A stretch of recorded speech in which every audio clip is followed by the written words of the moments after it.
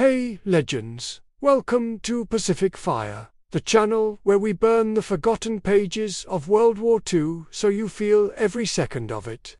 This is episode 2. Today, we're hitting the black sand of Iwo Jima, where German tank veterans laughed at America's toy Sherman tank, until one Marine from the Bronx welded pure hell onto the front of it and turned the entire island into ashes. If you're new here, smash subscribe and that bell right now. This one's going to hit hard. Let's roll.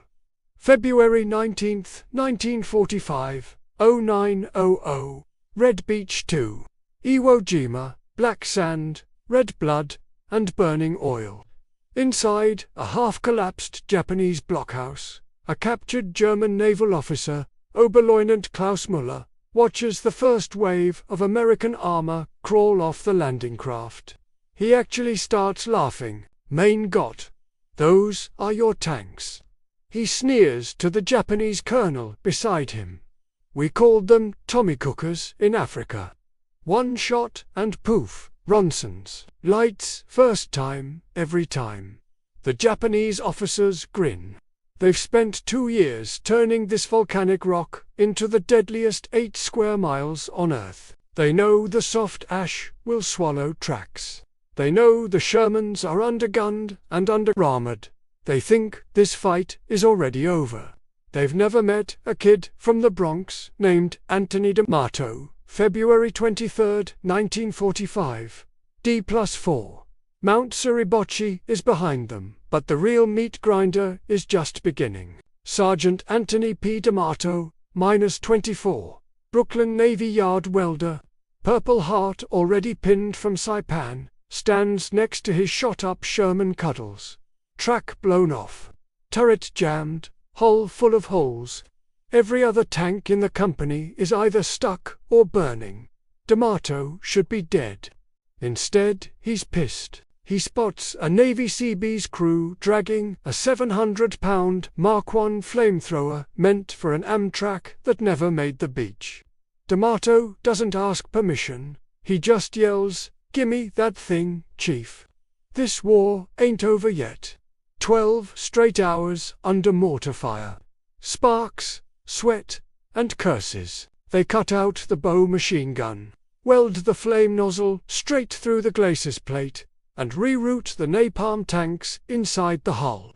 By sunrise on D+5, Cuddles looks like something out of a nightmare.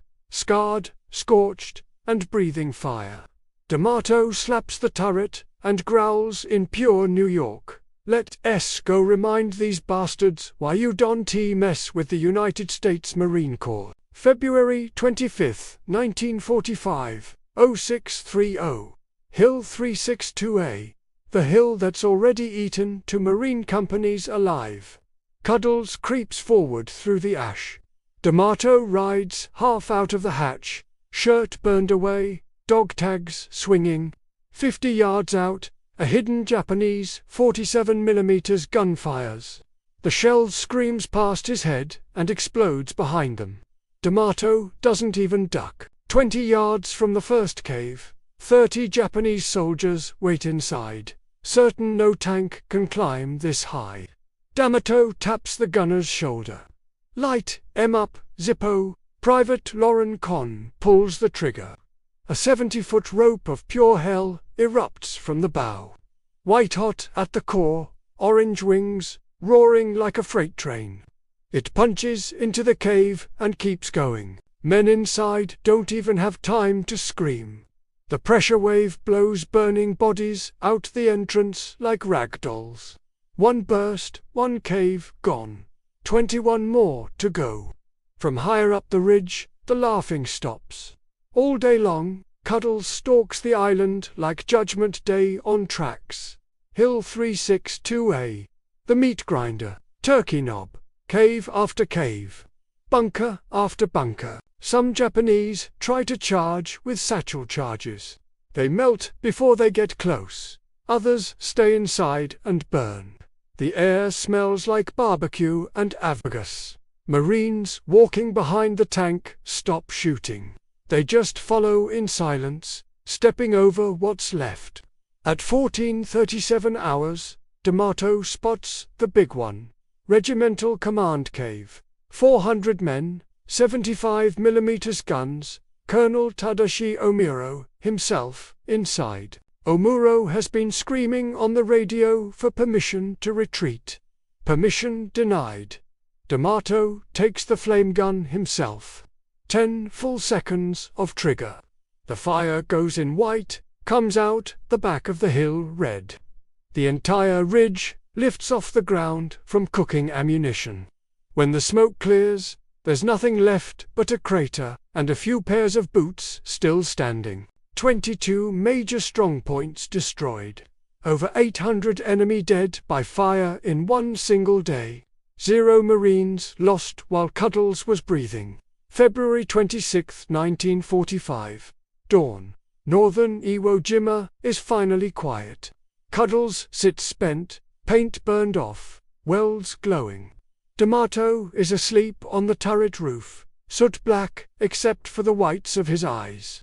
Marines passing by touch the hull like it's sacred. 2 days later, a note is delivered from the captured German officer Müller to the commander of the fire tank. I no longer laugh at American tanks. I no longer laugh at all. Respect K. Müller. D'Amato turns down the Navy Cross. Pin it on the tank, he says. She did the work. Cuddles is towed away for scrap on March 14th. The crew stands on the beach and watches until she disappears over the horizon. Years later, when old Marines are asked what they remember most about Iwo Jima, they don't talk about the grazing. They talk about the day one broken Sherman and one very angry kid from New York walked straight through hell and dragged America's victory out the other side. Semper Fi. That was episode 2 of Pacific Fire. If this story hit you right in the chest, do me a solid. Smash that like button, subscribe, and hit the bell so you never miss the next insane episode. Drop Cuddles or Semper Fi in the comments. Right now, share this with every Marine or history lover you know. The new short is already live. Go watch it and let's blow it up together. This is Pacific Fire. We bring the heat. You feel the history. I'll see you legends in the next one.